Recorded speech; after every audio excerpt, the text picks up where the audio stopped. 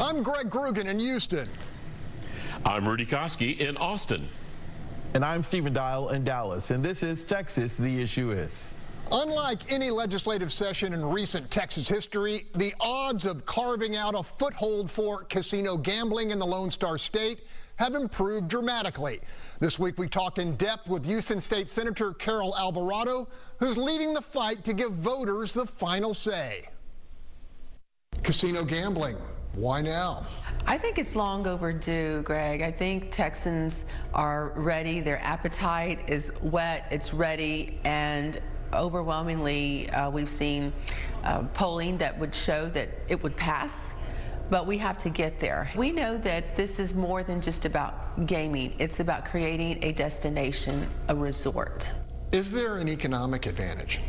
Tremendous. I can't think of anything else that we can do that would boost the economy the way this would. You're talking 185,000 jobs, direct and indirect, construction.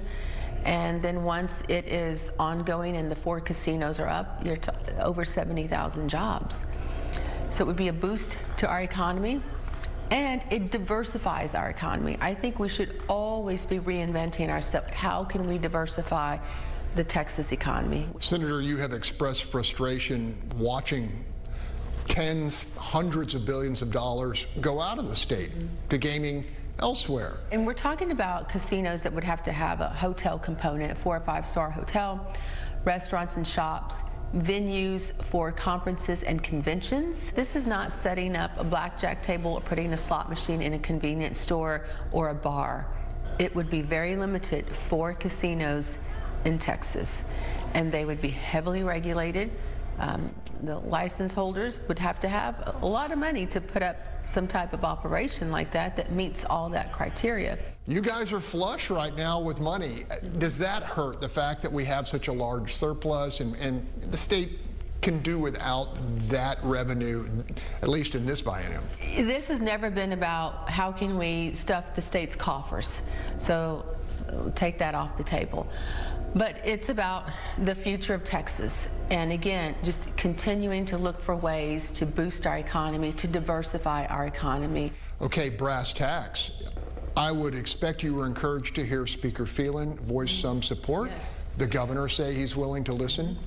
And at least not a heck no from Lieutenant Governor Patrick.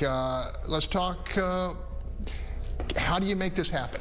Making people comfortable that we're not approving gaming, but you're simply allowing Texans to vote. Scores of lobbyists pushing this. Are they making, I guess, what would be persuasive arguments when they meet with lawmakers? I think so. They all have their assignments and members that they're talking to. And as you know, some of the folks last session, they ran ads on TV. They had a really effective campaign awareness going on in the media. So that has certainly gotten attention. And then you have other things that are in play, but we're staying in our lane. You have the sports betting going on, and that's already happening. But I think we should, legalize that, just like you have in gaming. You have these private clubs, you have these game rooms that a lot of our constituents have complained about, and trying to get them shut down because they invite a lot of traffic and negativity and crime activity in neighborhoods. So I think if we had these nicely regulated casinos, that could put an end to a lot of that. Hours after we spoke to Senator Alvarado, polling released by the University of Houston Hobby School of Public Affairs found 75% of Texans surveyed support destination casinos in the Lone Star State. I think Texans deserve the right to vote on it because they're traveling to so many other states nearby or away, further away, to gamble.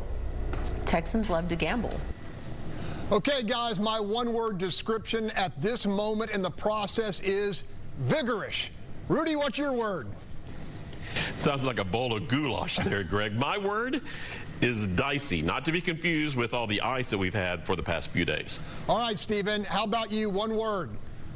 I'm not good with all these betting terms, but I'm going to say edge. I'll explain on the other end. All right, there you have it. Will Texas actually roll the dice on casino gambling? The Fox Texas Trio will be back to tackle that question after the break.